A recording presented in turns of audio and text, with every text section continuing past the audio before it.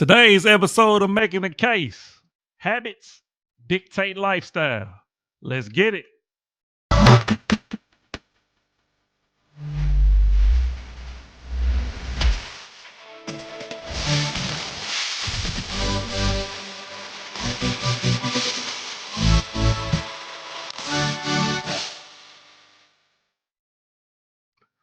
Hey, welcome back to another episode of Making a Case, episode Cuatro. Did I say it right? Cuatro? Okay. All right. I tried. Oh, hey, we got another great episode in store for y'all today, man. Please make sure you catching up because we knocking out episode after episode, baby. You don't want to miss. What you will find is, I think I mentioned it in the previous video. A lot of these topics kind of run together. It's not that I'm regurgitating information; it's just that a lot of things connect in life, and I'm pretty sure you already found that out by now. But for those that are new to the channel, new to making the case is where we take a social issue, a topic, and we make sure we present it using research, using facts, statistics, things of that nature. Okay. Of course, I'm going to bring my opinion into it, but my opinion is going to be based off the facts. All right. So if you got a problem with it, hey, I'll tell you where you can go and find the information, or I'll dig up more information if you would like me to. Okay. Make sure you subscribe to the channel. Make sure you hit the like button. Make sure you hit the bell so you know when new videos drop. New videos tend to drop every other day, no more than 2 days in between. Okay. So make sure you check that out. So, actually, to date, this is my favorite topic. Okay. And I'll tell you why. So, today's topic is habits dictate lifestyle. Let's get into my opening statement. But before I get into my opening statement, once again, my name is Dr. Jacob Bison. For those that don't know me, author, speaker, entrepreneur. We have two norms for this channel. We talk about the points. We don't attack people. And we don't use all the derogatory cussing and things of that nature because we try to keep it PG-13 over here, all right? On professional. So, uh, professional, I will maintain. All right. So like I said, today's episode is addressing habits dictate lifestyle. Excuse me. So let me tell you what I mean by that. Let's get into my opening statement. In my latest book, The Relationship Guide, please go check that out at jacobisom.com. I talk about habits, patterns, and trends. Okay. So one thing we'll see is habits, patterns, and trends dictate a lot of things in our life. So when I say habits dictate lifestyle, I'm not talking about those habits that we do on a consistent basis. Once again, I'm not going to bore you and disrespect you. The habits like taking a shower every day or brushing your teeth. Okay. That's a given, or at least should be a given. All right. Hopefully you watching your butt every day. All right. But I'm talking about those things that basically maintain your way of living. Okay. So some people work out 3 to 4 times, sometimes more a week, right? That's something healthy you want to do so you can maintain your physical body, right? So it don't break down on you too soon. Or some people eat only once or twice a day. Like me, myself, only eat once a day. All right. So that's a habit or a pattern that I have established for myself physically. Okay. So those habits are good habits to have, right? Or waking up at a certain time. Once again, I'll reference back to myself. I wake up at 5 o'clock, 7 days a week, unless I'm on vacation. All right. I give myself a break. But when it comes to work or weekend, when I'm not on vacation, I wake up at 5 o'clock the same day. It's good for your circadian rhythm, for those of you who don't know that. All right. Maintaining the schedule.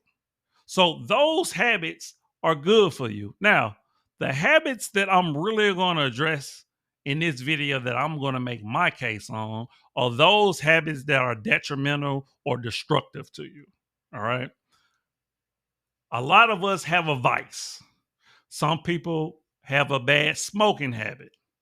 Some people have a bad drinking habit. Some people may consider cussing too much a bad habit. And the list can go on and on and on, right?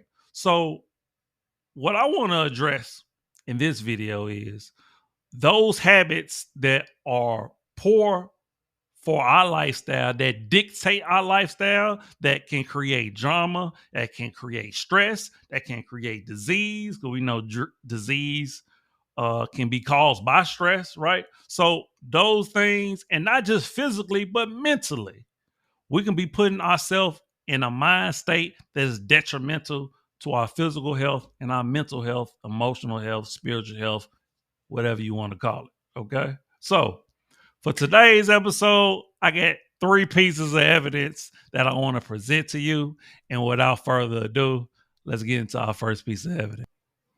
So, for my first piece of evidence that I want to address when it comes to habits dictating lifestyle, one of the worst habits that you can have is not having a plan. All right. Now, we understand having a plan when it comes to going to school, right? We understand that we got to fill out paperwork.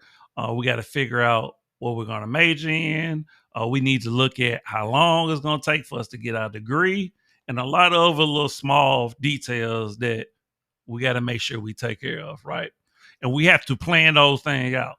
If we want to buy a home, well, we know we got to look at our credit is what kind of loan will we get in order to buy the type of home we want. So it's a lot of different factors that go into buying a home. If we want to have a child, well, are we financially stable?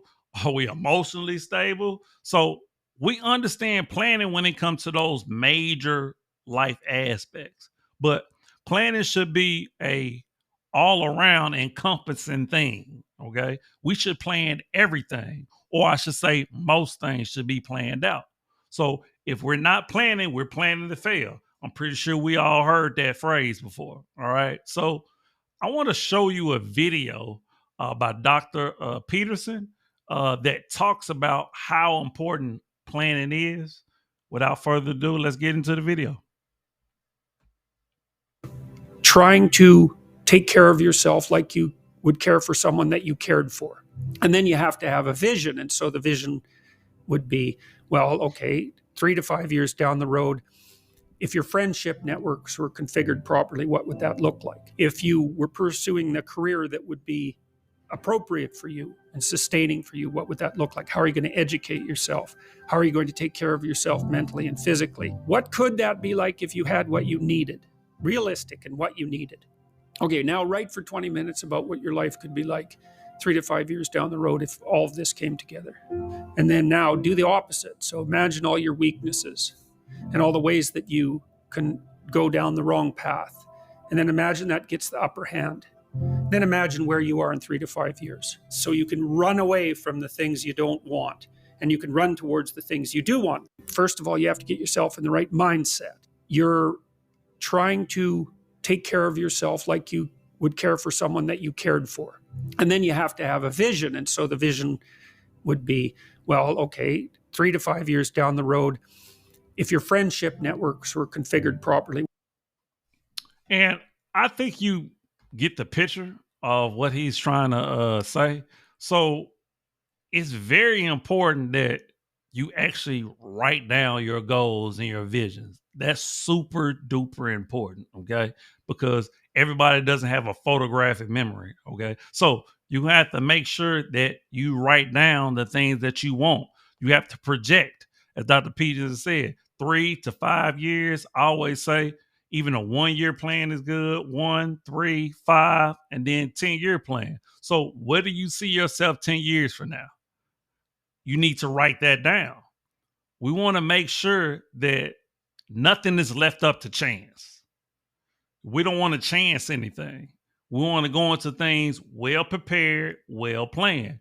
This is the habit that will change your life. I think everybody, or I should say most of us, have heard of the 7 Habits of Successful People, the book. right?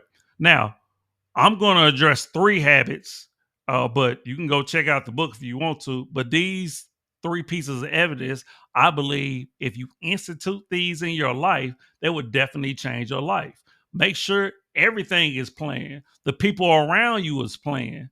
Your significant other definitely should be planned. You should be picky. Okay. If you plan to spend the rest of your life, if you're a man, if you plan to lay your life on the line for this person, you definitely need to be picky. All right. Don't leave nothing up to chance. Plan everything. Let's move into the second piece of evidence. All right. My piece of evidence number two are how important habits are dictating lifestyle. One thing that you should definitely pay attention to is risk versus reward. Okay. Now, a lot of us are familiar with risk versus reward when it comes to investing, when it comes to business, but there's a whole nother side of risk versus reward. So I want to read to you a very slither of an article. I don't get to use that word a lot, that kind of talks about risk versus reward when it comes to a relationship. So this article, once again, is from the platform The Medium, which they seem to have some very good articles. So you'll probably see more of them in the future from me. And it's simply titled Risk versus Reward in Relationships. Okay. So let's get into it. Scroll on down here. When we're talking about investments, we're all familiar with the idea of risk and reward. The greater the potential rewards, the greater the risk usually is. But what about relationship? Is this a viable idea to apply to our interpersonal interactions? And I say yes.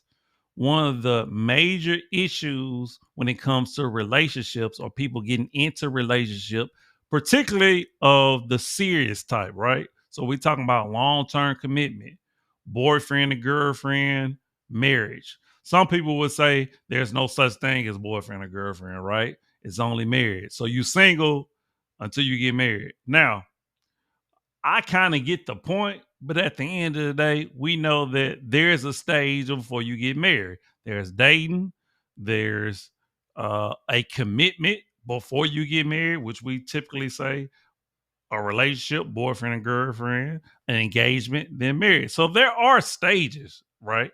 Uh, but let's continue. Ask yourself this: is it possible that you may be involved in less than great relationship because there is less risk? Risk versus reward certainly applies to relationships. For example, marriage has a greater risk than casual dating. After all, you could potentially lose half of your stuff, not to mention all the years you invested in a relationship if you break up. Now, one thing this article did not pinpoint is that typically men lose more in a marriage, right? Alimony, child support, houses, cars, things of that nature. We see case after case, whether it's celebrities or regular people, right? There's one thing this article didn't mention. There's also a much greater emotional risk. A failed marriage has a greater impact on your life than a relationship that fizzles out after 3 months. And the concept is limited to, and the concept isn't limited to romantic relationships. Are you hesitant to become friends with somebody who's simply wealthier than you are? Would you feel reluctant to hang out with someone much more attractive than you are? There can be perceived social risks in any type of relationship, and these perceived risks can be much greater than actual risks. So there's going to be risks when it comes to anything, right? Especially dealing with human beings. When you're trying to get to know someone, they can definitely only show you what they want to show you. And we see that, and that's why a lot of times people are afraid and hesitant about being in a long-term relationship, right? We know that people are going to change throughout the years. They're supposed to. Change is constant. Change is inevitable. All right. So people are afraid nowadays to get with somebody over a long term because they feel like they're not going to be the same person that they met 5, 10, 15 years ago, which is understandable. But it all once again goes back to mind state. You have to understand, just like that person gonna change, you're gonna change too. And they could be feeling the same way about you. So we have to gauge the risk versus reward. Is there a high upside of being with this person? What are the pros and cons? I always say you need to write down the pros and the cons of a person before you get into a relationship, before you get married. You need to meet family. If you could talk to exes, that would be great. Okay. You need to be around friends. You need to see what their temperament is like. All these things go into risk versus reward. So this should be a staple as a habit for you, not just personal relationship, friendships, business relationships, work, everything.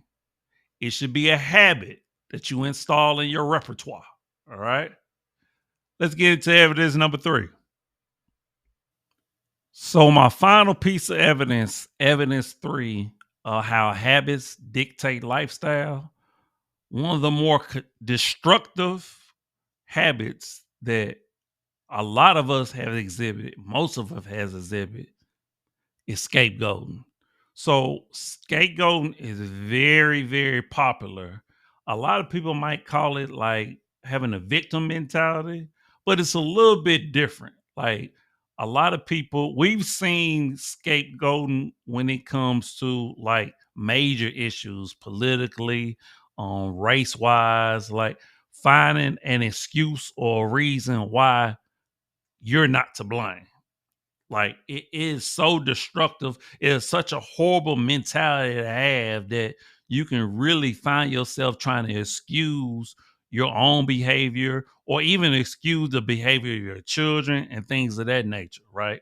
We see this a lot of time when it comes to women and the father of their children, right? So them coming up with reasons why it didn't work or why their father is not around and things of that nature. So scapegoating is a huge destructive habit that a lot of us have. So we can, if we can notice the behavior, call out the behavior, and change our mindset when it comes to scapegoating, we'll be much better off in our life, in our lifestyle. So I want to read an article that I found for you. This article comes from the Journal of uh, Psychology and Social Psychology. You can see it. The authors. This is actually a study, so I won't read all the names. You can definitely see it for yourself. But the title of this: a dual motive model of scapegoating, displacing blame to reduce guilt or increase control. Of course, I'm not going to read you the whole article. I do want to read certain pieces that I thought would definitely be beneficial for you to hear. Okay, so let's get into it. Scapegoating is the act of blaming and often punishing a person or a group for a negative outcome that is due, at least in large part, to other causes. Infamous historical examples of scapegoating include the witch trials that occurred in Europe and North America from the 14th to the 18th century, when members of Christian institutions accused thousands of people, mostly women, of corrupting society's moral integrity by practicing witchcraft, and the Nazi attempted extermination of Jews and other minority groups for their alleged responsibility for Germany's economic collapse. Cape Town, Bosnia, Rwanda give additional testimony to the violent conflict that can result when one group is designated as the chief cause of major misfortunes. So, unfortunately, this leads to death, this leads to imprisonment. So, it leads to serious consequences where you're literally trying to blame a group of people or individual for something that they may not have nothing to do with. Let's keep reading. Scapegoat Scapegoating continues to occur today in various forms, whether it is in politicians blaming China for the worldwide economic recession, American blaming Muslims for all incidents of terrorism, or religious fundamentalists blaming homosexual individuals for the decline of traditional American values. People seem all too eager to heap blame onto others for major misfortunes. It is therefore surprising that after receiving a flurry of theoretical and empirical attention during the 1940s and 1950s, the topic of scapegoating has largely receded from the focus in contemporary social psychology, which is very true.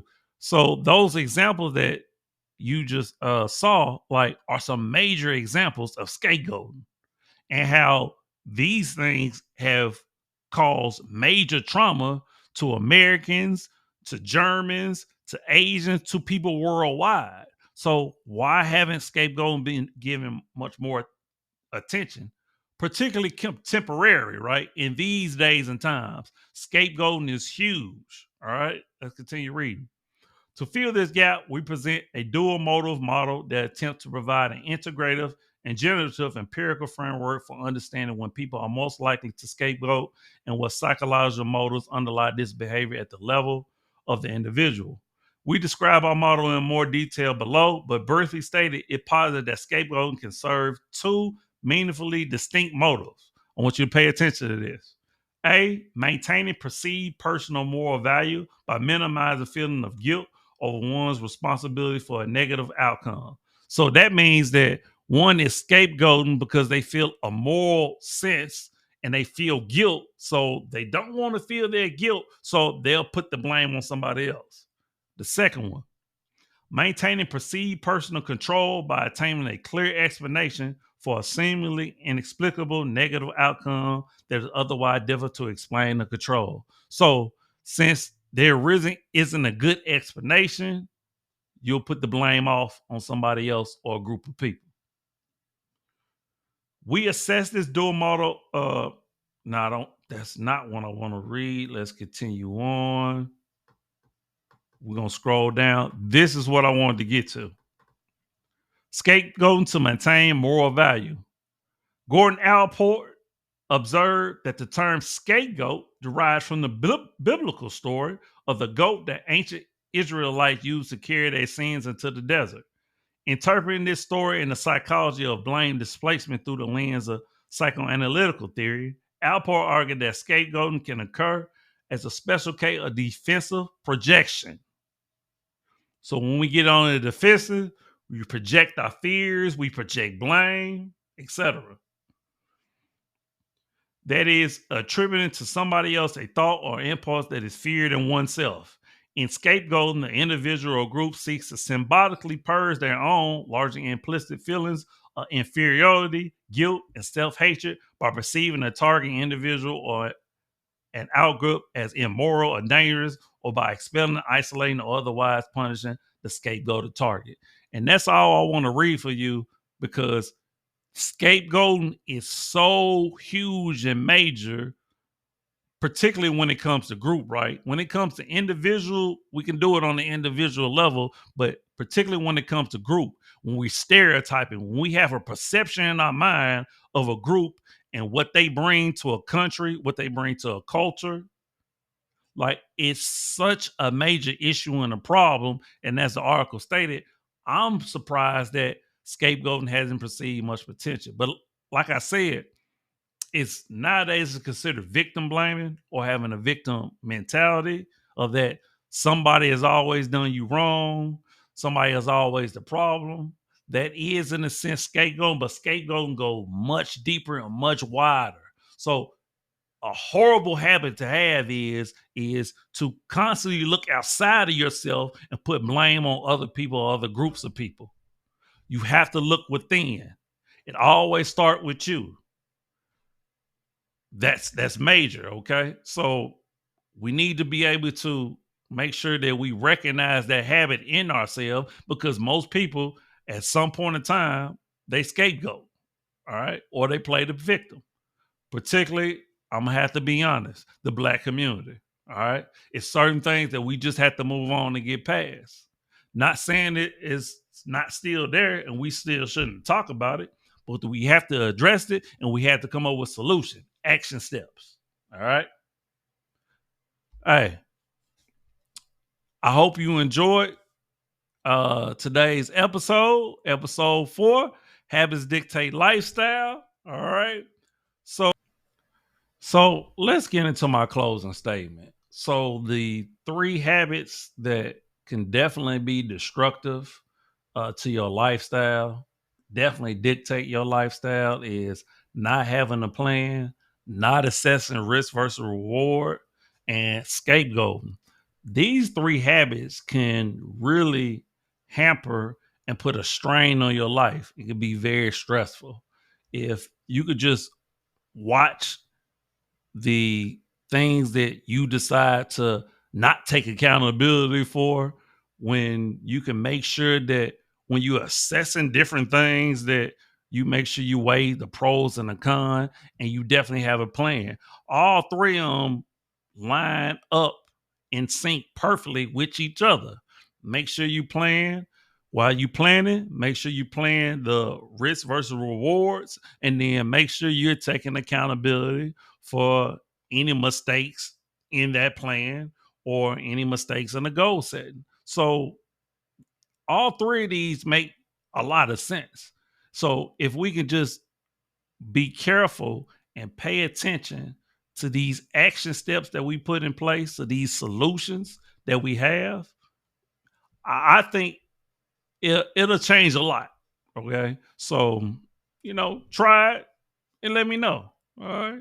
Make sure you leave your comments about the video and any other videos. If you have any suggestion of topics you would like for me to make a case on, please leave it in the comment section. Make sure you go get the merch. Make sure you go cop the book. The links will be in the description. Hey, and as always, I'm you, you are me. Love always, love eternal. The worst thing you could do is lie to yourself. We out. Peace.